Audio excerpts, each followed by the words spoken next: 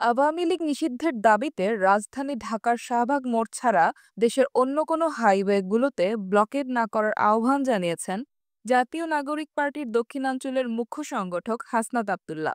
শনিবার ভোরে নিজের ভেরিফাইড সামাজিক যোগাযোগ মাধ্যম ফেসবুকে এক পোস্টে তিনি এই নির্দেশনা দেন। পোস্টে হাসনাত আব্দুল্লাহ লিখেছেন, ঢাকার শাহবাগ ছাড়া ঢাকা বা সারা দেশের হাইওয়েগুলোতে ব্লকেড দিবেন না।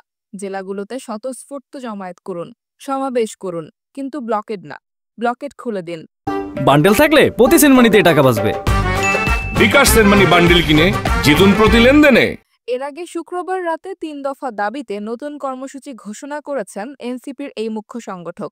কর্মসূচি অনুযায়ী আজ শনিবার বিকেল ৩টা থেকে শাহবাগে ছাত্র জনতার গণজমায়েত অনুষ্ঠিত হবে।